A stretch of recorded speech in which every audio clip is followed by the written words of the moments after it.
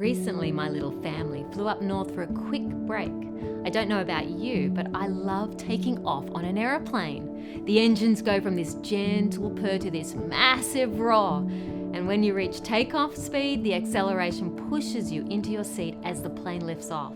And before you know it, the once massive terminal buildings look more like Lego pieces in a matter of seconds. Do you remember your first time flying in a plane or even seeing one take off? Flying for the first time is a lot like taking that first step of faith. To take off, you must overcome the natural fear of leaving the security of solid ground behind. In 2 Corinthians chapter 5, verse 7, Paul wrote to the Corinthian church and said, "For we walk by faith, not by sight." Walking by faith can feel like taking a journey with a blindfold on, trusting God to get you where He's leading you. But if you walk by sight, then you need to see the path and each step along the way. In Genesis chapter 12, God asked Abram to leave his home and travel to a faraway place where he would later receive as his inheritance. But what if, instead of responding in faith, Abram had said, "That sounds great, God, but I'm 75 years old now. I've got a wife and a family. I can't do it. It's too risky. Seems too difficult." Thankfully, Abram obeyed God, and we know him as Abraham, our father in the faith.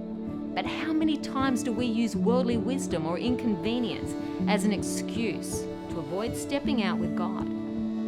Faith cannot thrive in the hostile environment of self-reliance. Only through surrender can we live like Abraham and walk by faith. Walking by faith can be exciting at times, scary at times, uncertain at times, and difficult at times. But God has called us as Christians to walk by faith, totally surrendered to His will and trusting Him with every aspect of our lives. One story in particular in my own life was when I had to surrender motherhood of being a mum. I was about to turn 40 years old, and my husband and I had struggled to conceive a child. We'd tried everything. But while doing a church fast, every time I was with the Lord in prayer, the only thing that came out of my mouth was these words: the faith of God. The faith of God.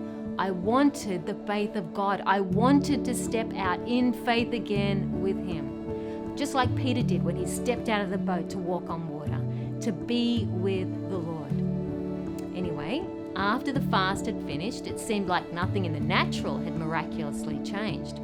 But one moment, I was on my knees in prayer when I clearly sensed God speak to my heart these words: "Prepare the room." I got up off my knees and went to my husband, Mark, and said, "Honey, the Lord has said, prepare the room." Mark looked at me confused, but being the beautiful man of God that he is, he said, "I love you. I don't understand this, but I'll do it."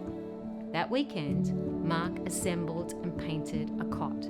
I went out and bought everything: nappies, blankets, the works. We prepared the room and waited for the promise to be made flesh. 3 months later, I was pregnant. On the 6th of May, 2007, Mark and I welcomed our beautiful son, Samuel Marcus Jacob Wiseman. When we look at him today, we are overwhelmed with gratitude. He is a walking reminder to never give up, to desire the faith of God, and to walk by faith and not by sight.